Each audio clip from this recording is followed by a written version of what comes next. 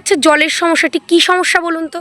এই ওপর থেকে এসে লাইন দিয়ে বলছে কি যে হচ্ছে কি এত উঁচু জল আসে না, জল নেই। আচ্ছা, জল নেই। না, তাহলে আপনারা জল কিভাবে পান করেন? ওই যার বাড়িতে জল আসে তার বাড়ি থেকে জল এনে আমরা খাই। সেটা ক কিলোমিটারের রাস্তা, আনুমানিক ক মিনিটের রাস্তা এখান থেকে আপনার বাড়ি থেকে যে গিয়ে আনতে হয়?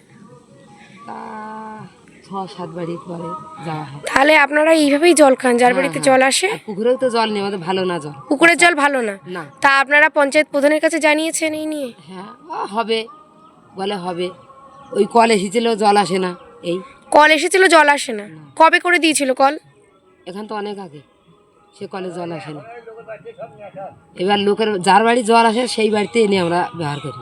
এই যে কলটা আপনাদের দিয়েছে, কলটা দিয়ে জল আসছে না? না, জল আসছে না। তা আপনারা পঞ্চায়েত প্রধানকে বা আপনার কর্তৃ আছে তাদেরকে জানিয়েছেন? জানিয়েছি। কি বলেছে? বলেছে যে এরকম সমস্যা এখনো কোনো ঠিক হচ্ছে না, কোনো কিছুই না। তাহলে আপনাদের একটা জলের সংকট এই সুন্দরবন অঞ্চলবর্তীতে রয়েই গেছে। হ্যাঁ, থেকে গেছে। বাইরে থেকে এনে জল খান? হ্যাঁ, বাইরে থেকে কিনে আনি, বয়ে আনি লোকের যার বাড়ি বাড়ি থেকে। আছে আর বাচ্চাদের কিভাবে জল খাওয়ান? বাচ্চাদের কিনে খাওয়াতে হয়। আর পুকুরগুলোর অবস্থা কেমন? পুকুরগুলো ভালো না, পুকুরের জল পুরো নষ্ট হয়ে গেছে।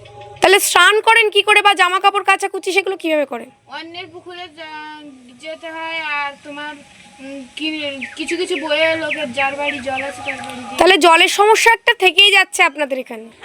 জল কি বাড়ি থেকে এনে খেতে হয়? কত মিনিটের রাস্তা যেতে হয় হেঁটে? আচ্ছা, তাহলে তোমাদের বাইরে জলের একটা সংকট রয়ে গেছে, তাই তো? আর পুকুরের জলের কি অবস্থা? পুকুরের জল খাওয়ার যোগ্য না, আর যোগ্য না।